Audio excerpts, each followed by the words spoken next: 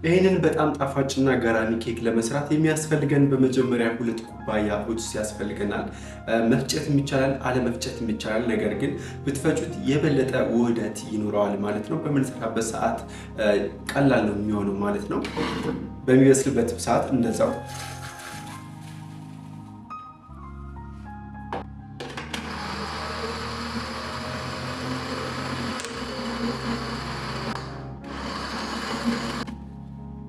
ይህንን ኬክ ለመስራት የሚያስፈልጉን ግብአቶች በሙሉ ተዘጋጅተዋል።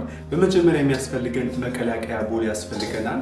እሱን ካዘጋጀን በኋላ እንቁላል፣ የቀለጠ ቅቤ፣ የፈጨነው ኦትስ፣ እርጎ ወይም ወተት መጠቀም ትችላላችሁ በእርጎ ፋንታ፣ ሙዝ፣ ቤዝ፣ ሌላ እንደ ስፓይስነት የተጠቀምኳቸው በተለይ ደግሞ የሀበሻ ይዘት እንዲኖራቸው ማለት ነው። ኮረሪማ ተጠቅሜያለሁ። ነጭ አዝሙድ የተፈጨ ቢሆን ይመከራል።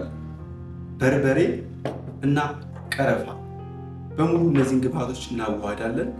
በመጀመሪያ ሙዛችንን ጨምረን መሽ እናደርጋለን።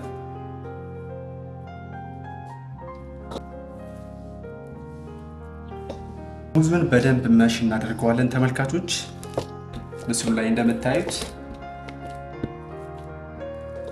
በደንብ መደፍጠጥ አለበት፣ በደንብ መላ አለበት። ምክንያቱም ምንም አይነት አንኳር መታየት የለበትም። በኋላ በምንሰራበት ሰዓት ወይም ደግሞ ጥሩ ውህደት እንዲኖረው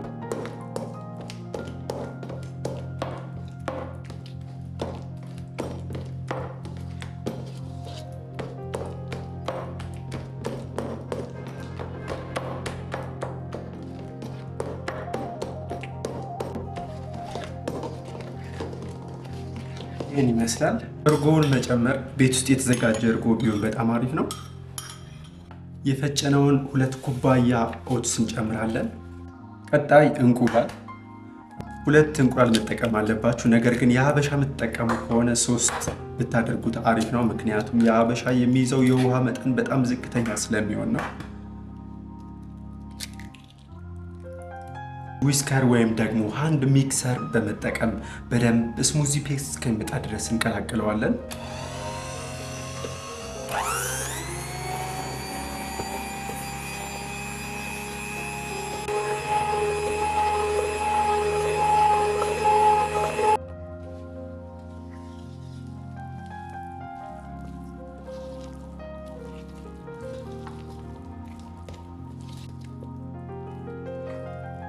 ሊጣችን ይመስላል። በጣም ግማሽ የሻይ ማንኪያ የተፈጨ ነጭ አዝሙድ፣ ኮረሪማ ግማሽ ማንኪያ፣ ሲናመን 1 የሻይ ማንኪያ፣ በርበሬ 1 የጁስ ማንኪያ መጠቀም፣ መቀላቀል። ዋው!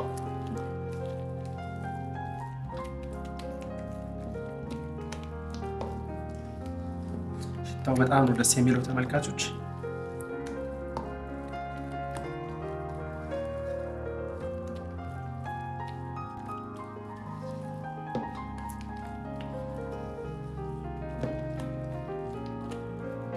ከለሩን እዩት እንዴት አባቱ እንደሚያምር። ሌላኛው እና በጣም አስፈላጊው ጨው ነው። ጨውን እንጨምራለን። ቤኪንግ ፓውደር 1 የሻይ ማንኪያ እንቀላቅላለን።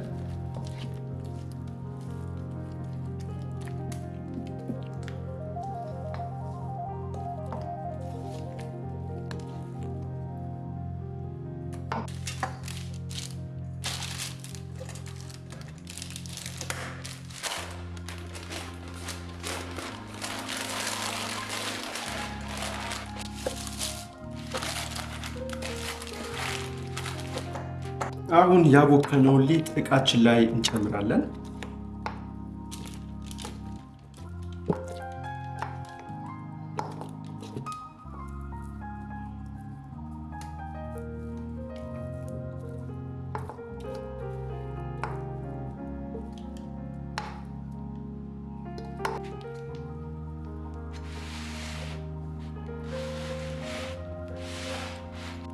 መጨረሻ ላይ ቸኮሌት ቺፕስ እንጨምራለን። የምትፈልጉትን ቸኮሌት ፈቅፍቃችሁ መጨመር ትችላላችሁ። ይህን ይመስላል።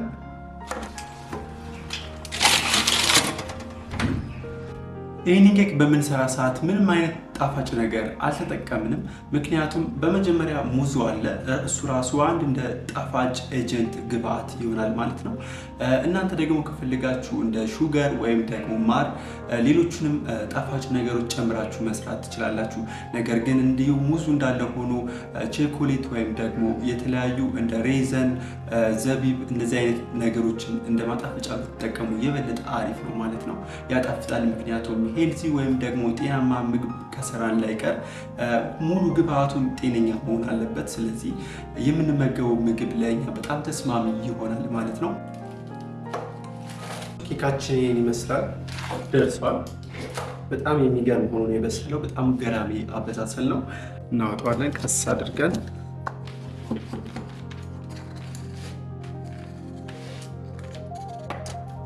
ይህን ይመስላል።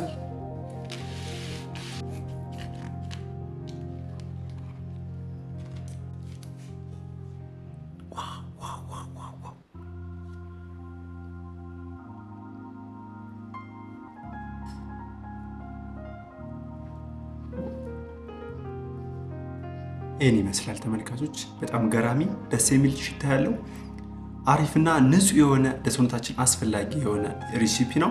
ሞክሩት። በጣም እንደምትወዱት እርግጠኛ ነኝ።